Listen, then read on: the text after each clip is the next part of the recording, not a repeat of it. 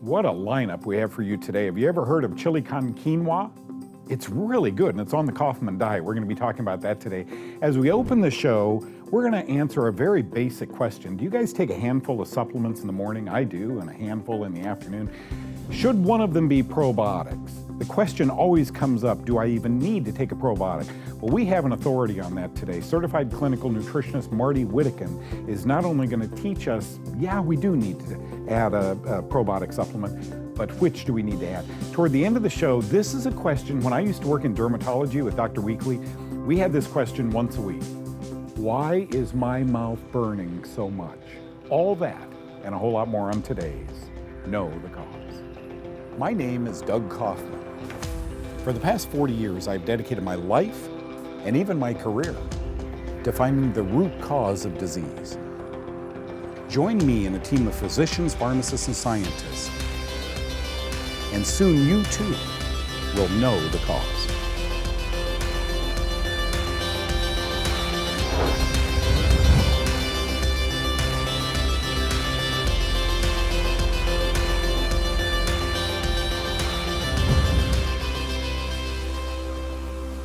Well, my good buddy Marty Widdecombe is here. Not only is she a certified clinical nutritionist, but she's an author. She wrote a runaway bestseller on, bugs in the gut, dysbiosis. Acid reflux, heartburn. It covered everything. I thought it was a great little book, and it's still selling like crazy, because those are the problems we have, folks. And she's just, I guess, 6 months, a year ago, introduced this. It was a year ago I kind of read the manuscript, The Probiotic Cure. This is the most in-depth book I have ever read on probiotics. Gee, let's see. Lactobacillus acidophilus, I can buy that at the store. What happens when you combine strains? And more importantly, Marty, I do a live show, and from time to time people ask me questions that you should be answering. So I'm going to go to one of those right now and let you take this question. Why should I take a probiotic? That's a good question. And I love this one. How do I even know I need it? Asked Janice. Let's start with, how do we know if we need a probiotic? And then we'll go to, how should I take it? I think people don't need a probiotic if they garden all organic foods, live a low-stress lifestyle on top of a mountain in Tibet, and just meditate all day long. No alcohol, never take any medicine. Really, and they would have to also eat fermented foods all the time. In short, I think everybody needs a probiotic because our modern life is so hard on our microbiome, which is what we call the collection of all these thousands of different species of bacteria. And Janice asks, why should I take it? In other words, this book has such good information about what has never been known before. You named it. Postbiotics. What do these little dudes do, these bacteria, when they're living down in the intestine after you swallow them? Half of the book is really a very detailed answer to why should I take it, because it goes one condition at a time, one complaint. And so you can look up that complaint and find out not only what the conventional treatment is, but what the functional medicine treatment is, some other suggestions, and what probiotics have to do with that and how to take them for that particular condition. And as it says on the cover, it covers a lot of different conditions. So the reason kind of varies, other than the baseline of everybody needs to protect and not kill off their good bacteria. Depends on what's bothering you, when you should take it, how much you should take it, how you should take it, that kind of thing. Okay, so the common consensus is today, and I know as you studied 1,000 research papers, one of the things that struck you, and it always strikes me, that cardiologists, skin doctors, brain doctors are talking about probiotics. Very little from gut doctors, which is fascinating to me. Some gastroenterologists cannot pronounce the word probiotic, only antibiotic, right? Be careful. Make sure if you're on an antibiotic that you chase it with a good probiotic. Most importantly, how do we take a probiotic? The culmination of your work was, okay, I'm involved with a really good company, with Dr. Ohhira's, because you could have done that paradigm shift. You could have veered off a little and said, oh my gosh, there's something in Dr. Ohhira's that wasn't in the research I covered. But the consensus was, after you finish the book, I'm with the right people. I do not work for Dr. O'Hare's. They kindly make my book available because they appreciate the work that went into it. But I just have been a fan of the product for 15, 17 years, however long it's been in the country. And it started with the fact that it helped my clients when I was doing individual counseling as a clinical nutritionist. It took all of that research to really sink into me why it's so different is the fact that it has those postbiotics in it, the substances that these friendly bacteria make. They don't make them to help us, they make them to help them, but in the process, they create things that help our neurotransmitters. There are reasons that the kidney journals are talking about probiotics and the liver journals, and in addition to the ones that you're talking about, just a raft in the weight loss and in the psychiatry journals, because we're just discovering that this is part of our instruction manual. We have more DNA from bacteria by maybe 1,000 times than we have in our own cells, so we better pay attention to what's going on down there. If I have a tummy problem, maybe a little GERD, something like that, I might chew up or swallow a couple of them. By the way, it can be used intravaginally. It can be used suppositorily, if that's a word. This is an amazing probiotic, folks. I take one a day on a regular basis of Dr. O'Hare's probiotic. Better yet, one twice a day, AM and PM. Thank you, Marty, for coming. Thank you. Appreciate you.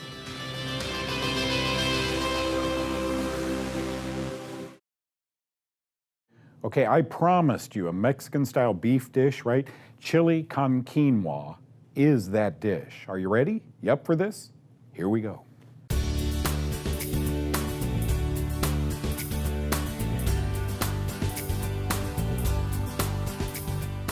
Today's Kaufman meal is called chili con quinoa. It makes 6 to 8 servings. It's a delicious Mexican-style beef dish that can be eaten by itself or used on salads and soft tacos.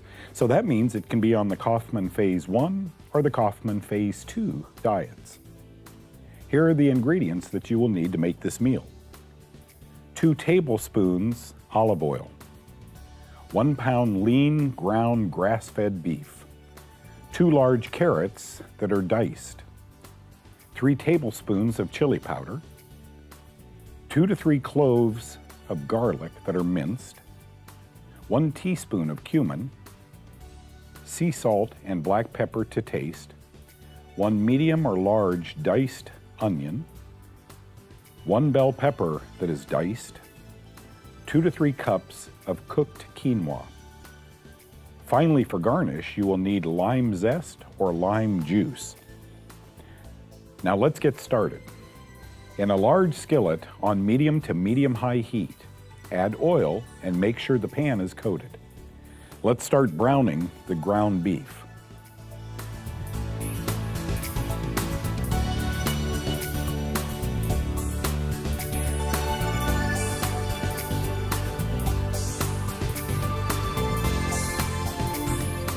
Then let's add diced carrots,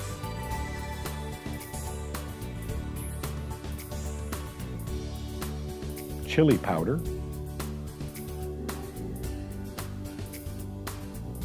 minced garlic, cumin, and the salt and pepper to taste.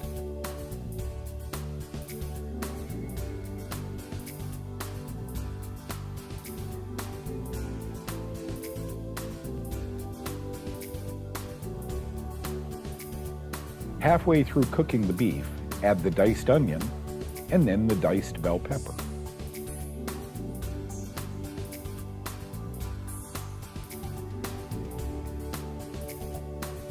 Continue stirring and cooking until the beef is thoroughly cooked and the vegetables have reached their desired tenderness.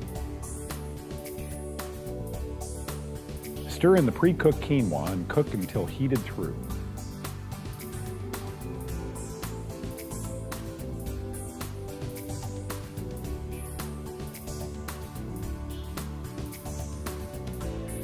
You may use the lid to steam if it helps a little in the cooking process. Serve on your favorite mixed greens with a splash of lime juice to keep it Phase 1.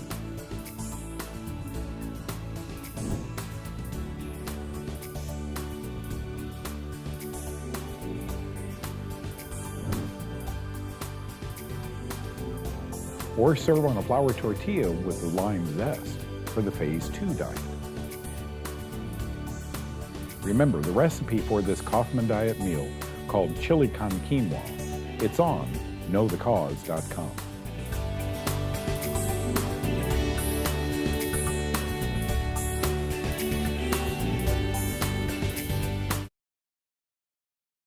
Nurse Jenny Herbacek always honors us with a little information on cancer. If I had cancer, this is a supplement I would take every day.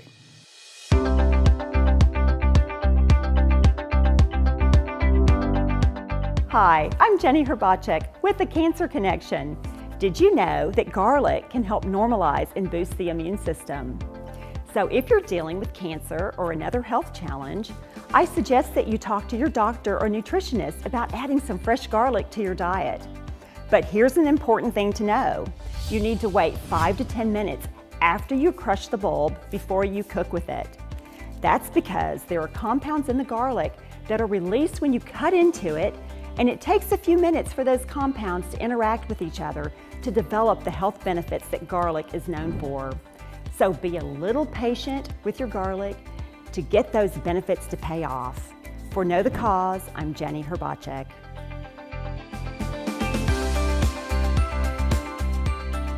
You know, my life has been so blessed. It was late in 2014 that several physicians and I wrote a paper talking about the ability of fungus to cause cancer or to mimic cancer, right? And since then, I've been invited this year alone 3 or 4 times just to give continuing medical education, CME units, credits to nurses and doctors and laboratory people who attend my events. Now, it's not just me, it's a whole bunch of doctors and Doug that are talking about cancer. I've been to Florida, San Diego, here in Dallas and Los Angeles talking about how fungus impacts people so negatively that it either looks like or it causes human cancer, okay? So what I'm gonna do is take my PowerPoint presentation. I promise you, before year's end in our social media, you'll have this whole presentation that I give to doctors at these meetings. But I wanna just extrapolate from it a few slides and let you see some of my wows. People in the audience, I'm on the podium, people in the audience are saying, wow, you're kidding. And I want you to see where they say wow, because I think you'll say the same thing, okay? Let's go to this presentation. And the first slide, folks, says griseofulvin. Okay, for those of you in the know, griseofulvin is an antifungal medicine, an old one, but it's an antifungal medicine. It is not necessarily an antibiotic. We call them in the 21st century antifungals, and we call antibiotics things that kill bacteria. But in reality, anti means against and bio means life. Remember biology we all had in high school? Bio meant life. So whether it's viral life, bacterial life, fungal life, antibiotics kill, life. Thank God they kill bacterial life and not us. But they, in larger doses, I think they would kill us. Studies have shown that. So I want you to understand, when I show these slides to doctors, every doctor knows griseofulvin is an antifungal, but let's take it a step further. I want you to read this headline. Antibiotic used to treat fungal infections also kills cancer cells, research suggests. Now, many doctors see this and they go, oh good, I'll put my patients on antibiotics. Wrong. Don't put your patients on antibiotics. They are mold. If you've got a mold problem or a fungus problem, why feed it? Why give them penicillin, right? Don't do that. So they see this headline, antibiotic used to treat fungal infections also kill. They're thinking, good, for cancer, I'll put these patients on penicillin. Wrong. Antibiotics, of the true sense of the word, antibacterials, tend to feed fungus and fuel fungus, so don't do that. So the word antibiotic probably should have been, look at it again, it probably should say antifungal used to treat fungal infections also kills cancer cells. Can we just dwell on that for a second? Is that headline the biggest wow you've ever seen in your life? Doctors have never seen this, but I put up 6 of these slides, various antifungals that just stop cancer from metastasizing or kill cancer cells. I mean, I do, in that audience, get a lot of, wow, you're kidding. I had no idea. These people, I talked to an accountant the other day who has a daughter who's an OBGYN, and she does cancer work and so forth. And he said, Doug, she is so busy. She's got to see 40 patients a day. To stop and read a headline like this isn't in the realm of thinking, but let me read it to you quickly.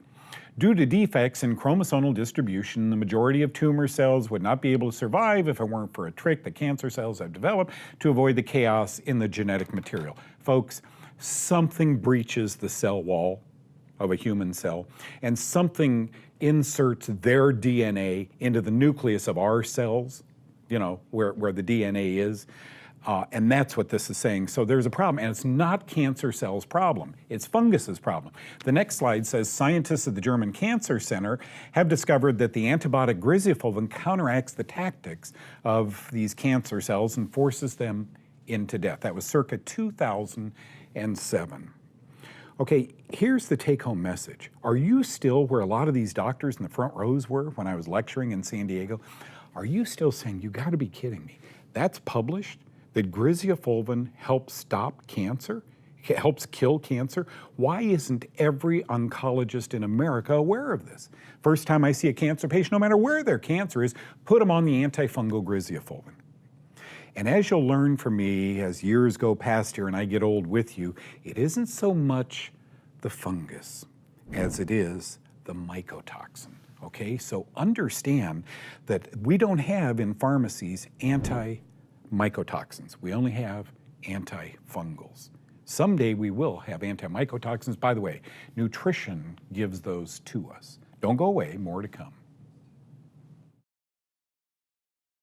You have questions. Kyle Drew is here from Oklahoma City. Thanks for coming in. I really appreciate it. We are going to try and supply answers, but keep in mind, folks, it's a TV show. We're not doctors.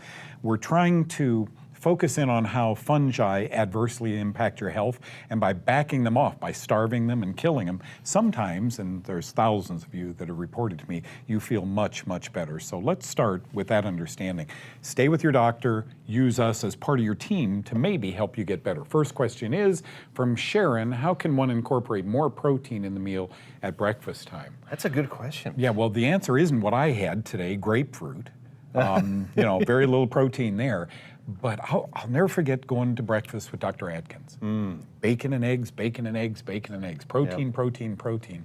And, you know, lived a long life, slipped on ice and hit his head and died from that. You know what's interesting also is I think that I had a conversation with somebody once and they said, well, if you can't eat cereal and toaster pastries and bagels, what's left? And it's interesting, we have an idea that here are breakfast item foods. Now over here is a different category of foods called lunch or dinner items. Right. It's okay to have roast in the morning for breakfast. I sometimes put a roast or chicken or something in a slow cooker overnight, and that's breakfast. I'll have, believe it or not, sometimes something like roast beef or chicken or fish and broccoli for breakfast. I know that sounds crazy when you're used to having a sweet insulin rush first thing in the morning. Yeah. But, and I know that if you're used to only bacon and eggs or sausage or whatever, but whenever you just start to see breakfast as just one of the meals and there's no particular breakfast foods, then it opens up for you and you can be a lot more creative. Exactly. Plain goat yogurt is good protein and another way to go. Protein for shakes breakfast. also. Yeah, protein My goodness. shakes. Yeah, of course. Next question comes from Suzanne. What causes a burning mouth? Too much acid, I'm thinking. I've done all I could to address the problem. Your thoughts, please. Okay, Suzanne, you weren't with me. I wish you were at Medical City when I worked out there with Dr. Weekly. But I got to tell you, we had several burning mouths. So they came to a dermatologist, right? And because they had been to the internist, been to all the other doctors. There's something I want you to write down. It's called Mycelex troches, M-Y-C-E-L-E-X, Mycelex troches.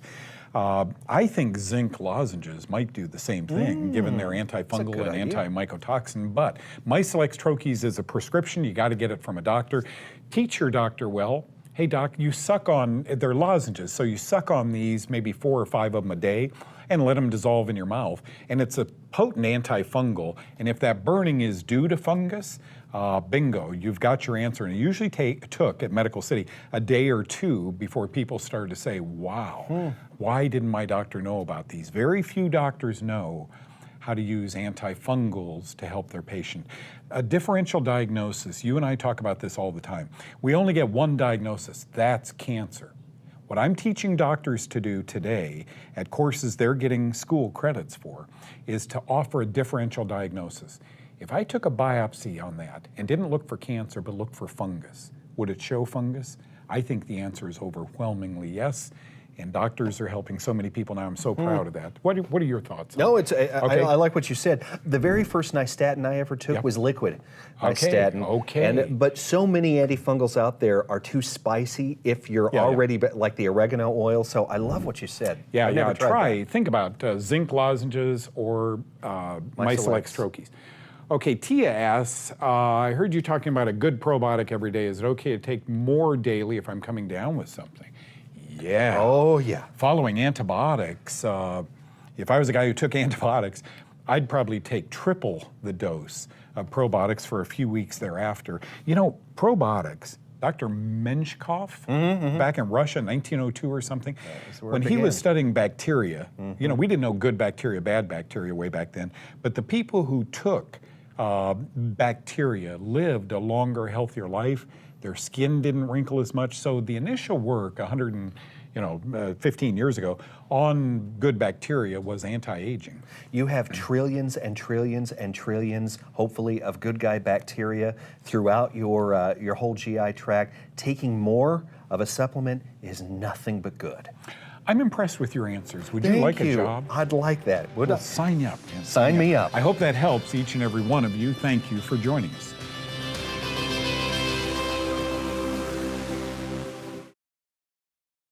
So friends, there you have it. What a day. If another health show would just do 5% of this, it would be an honored health show. We really feel comfortable bringing you this information. Always share the information with your doctor. Just don't go off on your own and start taking griseofulvin. Here's the product, right? Dr. Ohhira's probiotics that Marty was talking about on today's show. There's their telephone number, all the good information you need. Please call them. Try this for a month. I think it may change a lot of lives from folks out there watching. The Probiotic Cure that Marty wrote, page 141, Strategies and Tactics for Common Complaints. Wow, and then allergies. How many of us have now perennial, not seasonal, all the time, allergies? Could probiotics help this? A wonderful, wonderful book. And then finally, what do you think today of my hypotheses? I've delivered this at cancer meetings with doctors. If griseofulvin, which only kills fungus, helps push cancer cells into their death, what must cancer be caused by? If an antifungal can help kill cancer cells, think about that. Does fungus then cause cancer? Thank you for being with us today. God bless you. I'll see you next time.